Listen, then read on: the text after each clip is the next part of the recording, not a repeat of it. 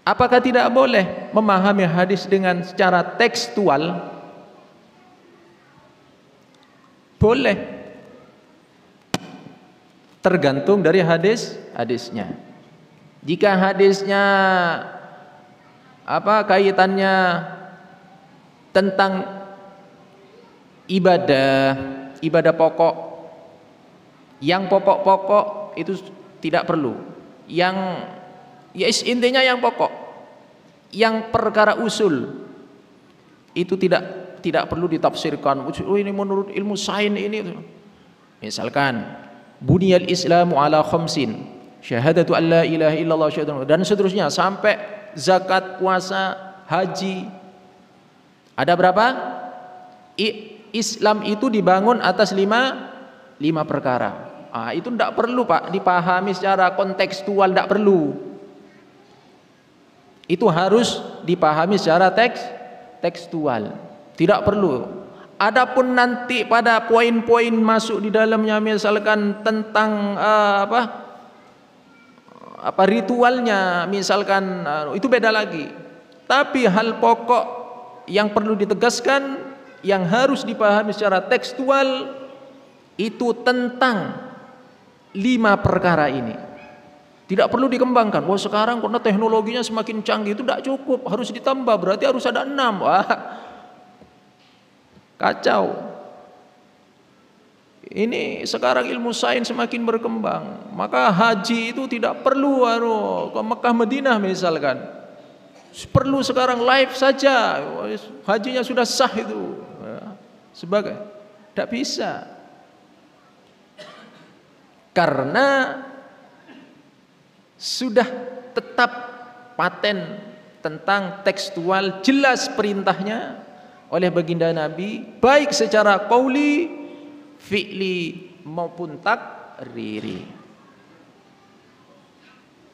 Maka ma udhifu ilan nabi min qaulin au fi'lin au takririn, sederhananya itu 3 itu saja. Jadi apa-apa yang diucapkan oleh Nabi, disabdakan oleh Nabi, apa-apa yang dipraktekkan oleh Nabi, dan apa-apa yang disetujui oleh Nabi, itu disebut hadis atau sunnah atau khabar, dan banyak istilah-istilah nama lainnya, walaupun nanti pada perinciannya itu memiliki tempat masing-masing. Tapi yang jelas dalam majelis ini saya akan menyampaikan secara sederhana bahwa hadis itu apa-apa yang disampaikan oleh baginda Nabi, baik berupa perkataan, perbuatan atau persetujuan. Nabi mengatakan innamal a'malu binniyati.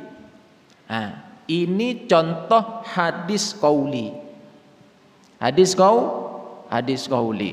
Hadis fi'li banyak. Sallu kama ra'aitumuni usolli. Bagaimana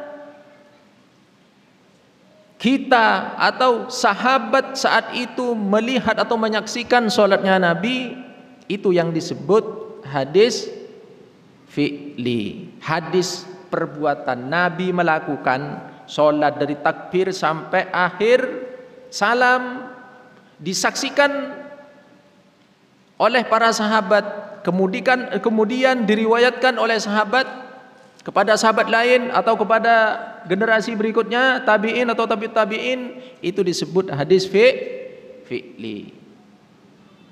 Ada sahabat mempraktekkan, melakukan sesuatu, kemudian dipersetujui oleh Nabi atau oleh Nabi diperbaiki. Oh, yang betul itu begini. Ketika sahabat melakukan sesuatu, baik berupa ucapan atau perbuatan, kemudian diperbaiki atau disetujui oleh Nabi, itu namanya hadis takriri. Hadis apa? Takriri.